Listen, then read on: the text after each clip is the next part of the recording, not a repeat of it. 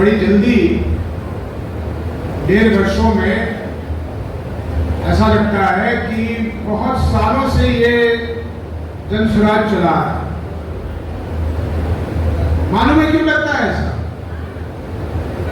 ये हमारे जो मेहनत करने वाले सेनानी हैं, इनकी वजह से नहीं, आपकी वजह से। और क्यों?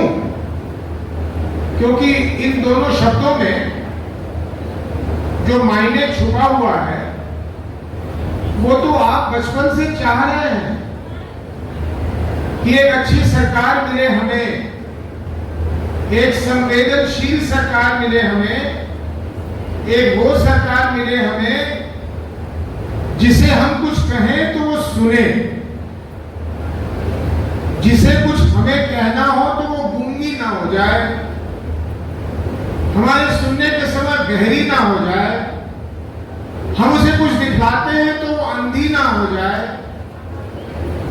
ये एक बचपन से हर व्यक्ति ने अपने मन में इसको रखा है। इसलिए जब जनसुराज आया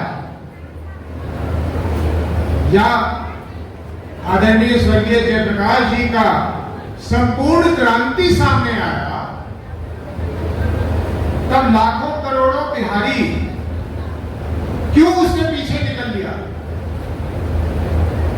इसलिए निकल लिया कि उसके दिल के तारों को वो छेड़ रहा। जनसुराज आज लोगों के दिल के तारों को छेड़ने लगी है। कहीं पहुंच गए हैं, गलतफहमी में मत रहिएगा, कहीं नहीं पहुंचे।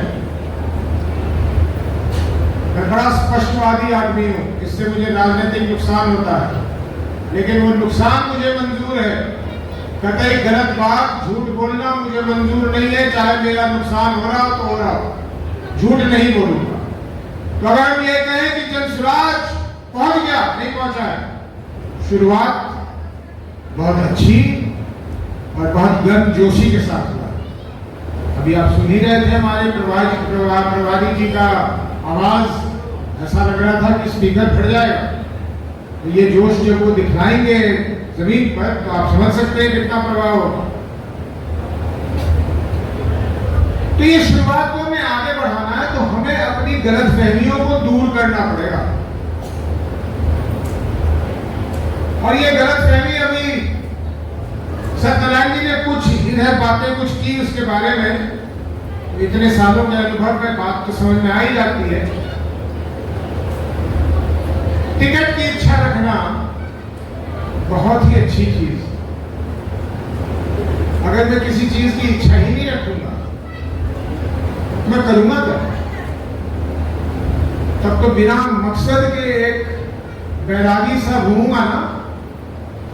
तो राजनीति में जब मैं आऊंगा और इच्छा जगेगी कि मैं भी आगे बढ़ूं, तो स्वाभाविक है मन में होगा कि मैं चुनाव लड़ता। तो मैं आज आपको 5 मिनट लगा के चुनाव के बारे में कुछ समझा दूं। महिलाएं जरा ध्यान से सुने, आप हमारे जनसंख्या की आधी हैं। हमारे विधानसभा में 243 जगह है, जैसे ये कुर्सियां लगी है ना, ऐसे ही उन्हीं 243 लोगों में से संख्या के आधार पर एक सरकार बनती। आजकल तो खिचड़ी खिचड़ा की सरकार बनती है, तो मान लीजिए कि 122 लोगों की जिम्मेदारी होती है सरकार बनाने की, और 121-120 लोगों की जिम्मेदारी होती है सरकार से काम करवाने की। वो विपक्ष हो गया। कुल जमा 243। बिहार की जनसंख्या 14 करोड़।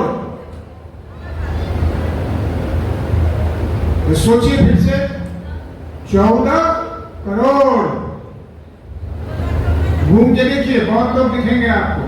संख्या गिनिएगा तो सैकड़ों में ही मिलेगा।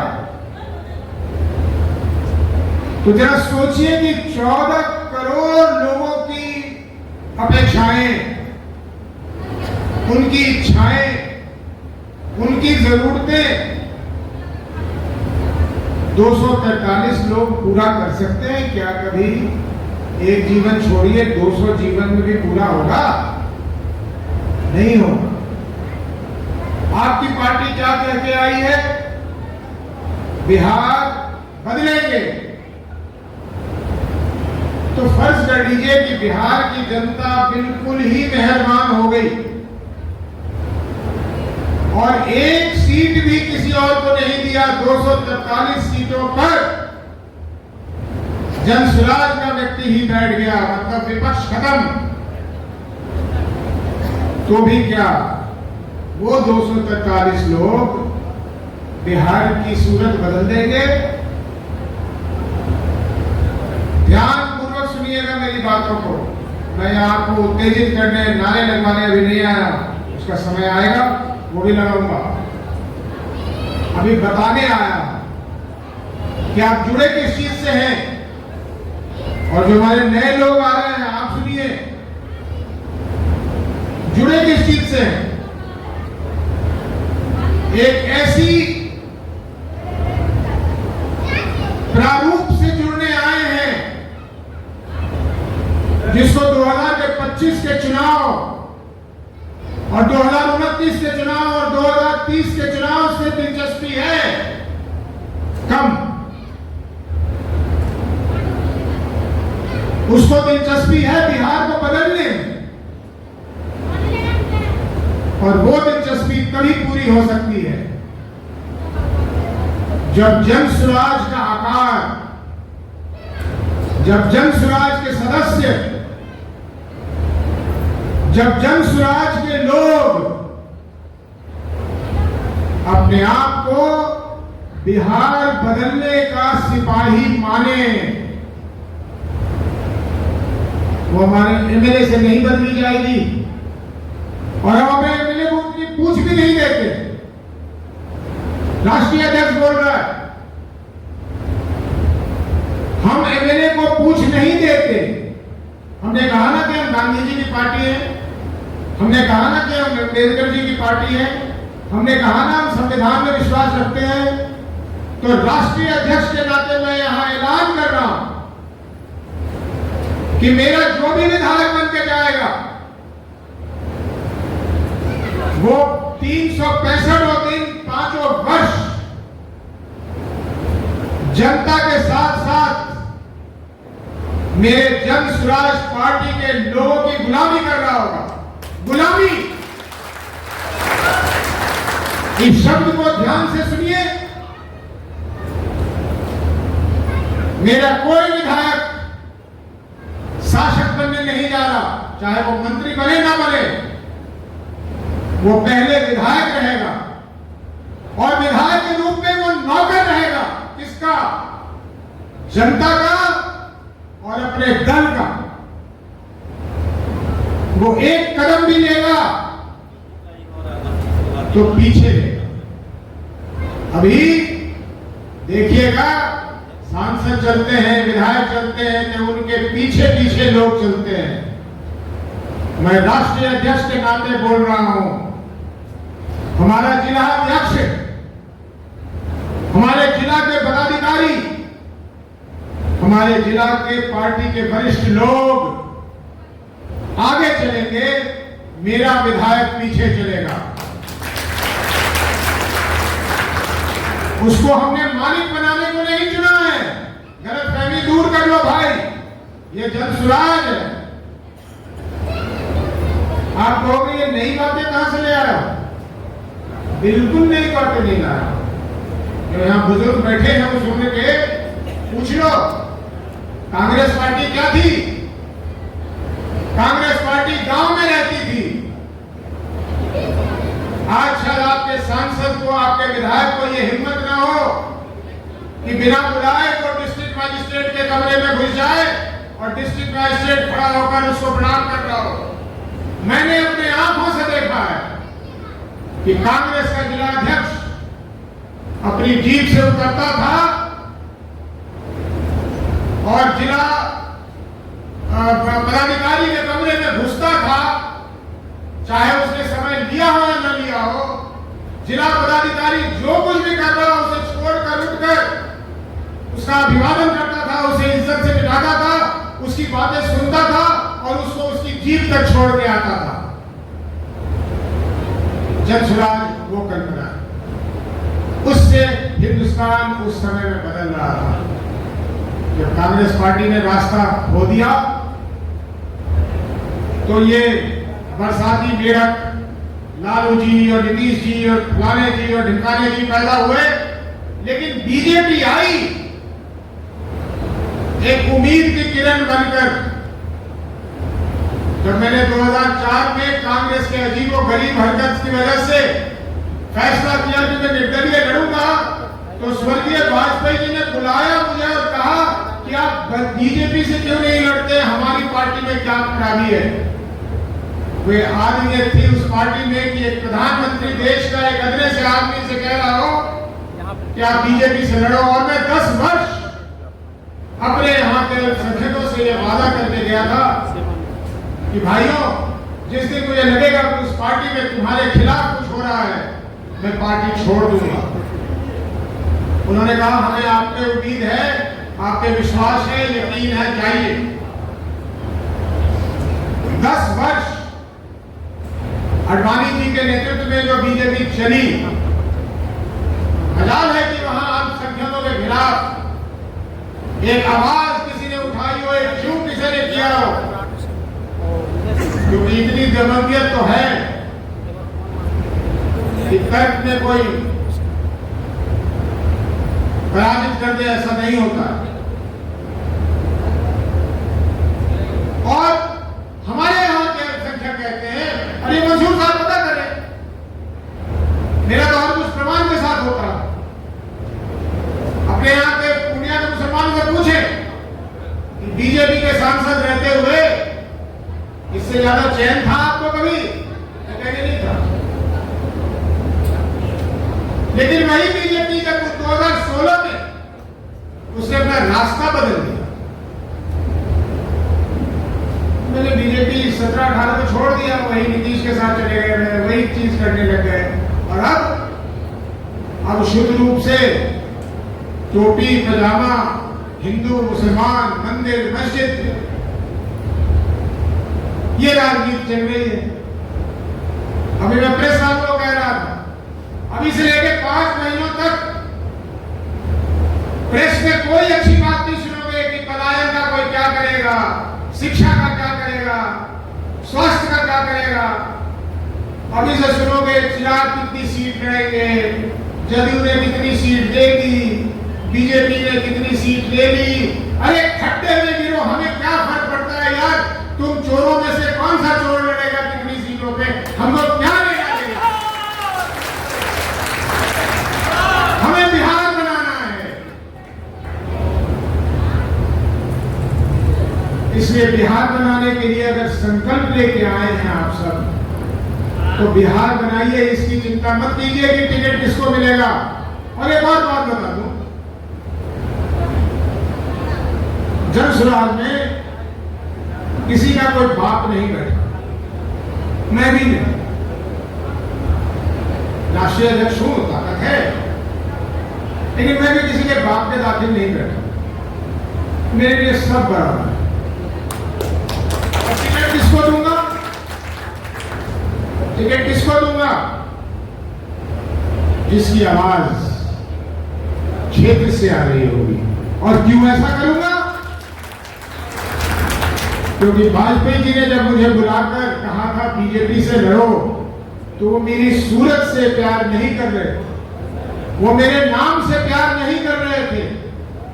उनके लोगों ने बताया होगा कि पूर्णिया की आवाम पप्पू सिंह उदय सिंह कर रही है, उन्होंने इसलिए बुलाकर मुझे टिकट दिया होगा। मुझसे वैसे वो उनका कोई परिचय नहीं था, तो उनसे सीखकर मैं भी यही करने वाला हूं भैया। सब आवेदकों को सम्मान से देखता हूं और वादा करता हूं। अब ये उनके धैर्य के ऊपर है, मैं इसमें कुछ नहीं कर सकता कि अगर वो इसी मकसद से आए हैं कि वो तब तक ही रहेंगे कि उनको टिकट मिलता है या नहीं, तब मैं उनको हाथ जोड़ रहा हूं अभी से। लेकिन आपको टिकट मिले या न मिले, जन स्वराज में आपको उतना सम्मान और निर्णय में उतनी हिस्सेदारी दी जाएगी जितनी आपने कल्पना नहीं की होगी। इसलिए विश्वास के साथ लंबे काल तक, और ये वो आपका राष्ट्रीय अध्यक्ष कह रहा है जो खुद कोई नौजवान नहीं है, लेकिन जो मेरे युवा जुड़ रहे हैं, ईश्वर अल्लाह ऊपर वाला उनको लंबी उम्र दे, आप लंबी काल तक जुड़े, राजनीति करें। चुनावी राजनीति अपने आप दरवाजे पे आ जाएगा, अपने आप आएगा, आपके दरवाजा तोड़ने से नहीं आएगा।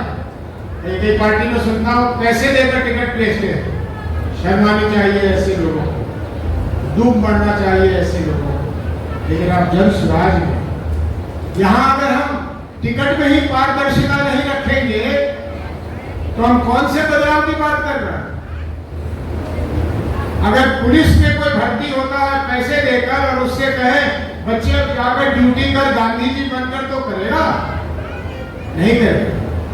तो हमारे यहाँ अगर टिकट में ही हम गड़बड़ी कर देंगे तो कौन से बिहार बदलने की बात करेंगे भाई? किस बिहार को बदलेंगे? तो झूठी बात होगी, और मैं झूठ के साथ रहता ही नहीं हूं, चाहे कुछ हो जाए, संभव नहीं है मेरे लिए। मुझे वो बदन में कुछ होने लगता है अगर मैं झूठ का सहारा ले लूं या झूठ बोल लूं, बोला ही नहीं जाता।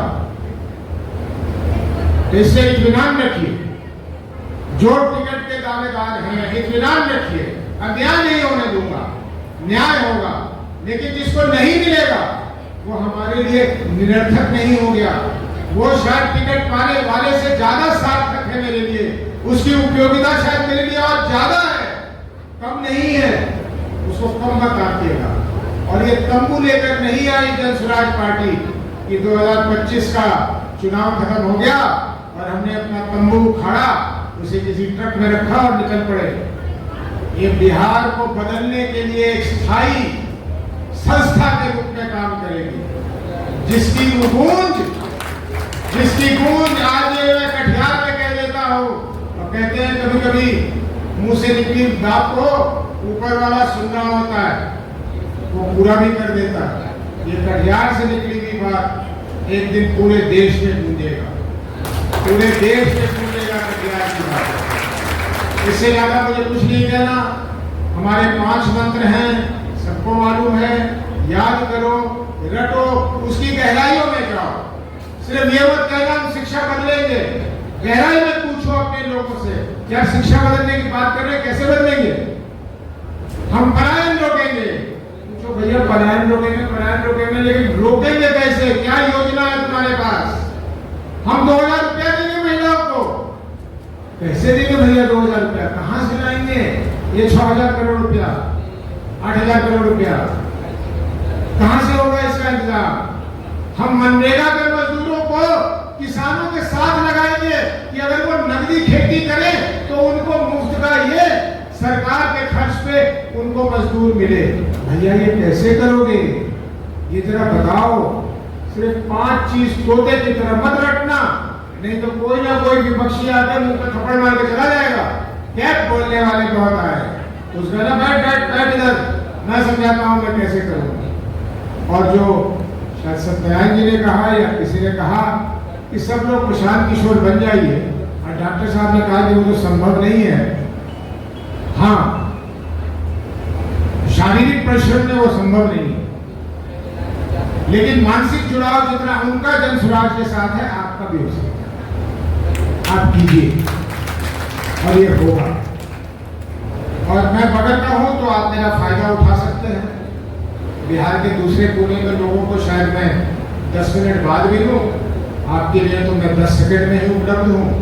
तो सब लोग मेरा नंबर रख लीजिए, जिसको जो कहीं कुछ कहना हो तुरंत बेहिचक, अच्छी बात बुरी बात जो कहनी हो कहिए। मेरी नजर में 2 ही तरह की बात होती है, अच्छी बात और सच्ची बात। कोशिश कीजिएगा मेरे से सच्ची बात है, और सच्ची बात ज्यादातर कड़वी होती है। सच्ची बात में चीनी लिपटा हुआ नहीं होता, इसलिए देखते हैं डॉक्टर जब कोई दवाई दे देता है बड़ी कड़वी लगती है, अरे डॉक्टर साहब क्या दे दिया, लेकिन उसी से आप ठीक होइएगा। अगर वो आपको चीनी पिलाने लगे तो मधुमेह और हो जाएगा, दवा बीमारी ठीक नहीं हो। इसलिए अच्छी बात करना छोड़ दीजिए, सच्ची बात कीजिए। और आखिरी एक आग्रह है अपने अध्यक्ष जी से, सत्यनारायण जी से, सभी लोगों से, भैया ये आने जाने का सिलसिला मेरा भी और नेताओं का भी चलता रहेगा। समय बहुत कीमती, बीता हुआ समय लौट के नहीं आता है। और ये एक बुजुर्ग से सुन ही लो, एक मिनट कीमती होती है। मुझे बहुत अच्छा लगता है, दिल से अच्छा लगता है कि सब लोग मेरा अभिनंदन करना चाहते हैं, लेकिन इसमें समय बहुत ज़ाया होता है। इसलिए अध्यक्ष जी आपसे और सत्यनारायण जी आपसे भी मेरा कहना है, कोई आगे सामूहिक एक जरूर आपकी संस्कृति कहती है, उसे एक गुलदस्ता भेंट कर दीजिए। सबकी तरफ से हो गया, समय बच जाएगा, बातें कर लीजिए, अपनी बात रख दीजिए, अपनी वो पहनाने माला वो देंगे, स्वामी की आवश्यकता है। बहुत बहुत धन्यवाद। जय बिहार, जय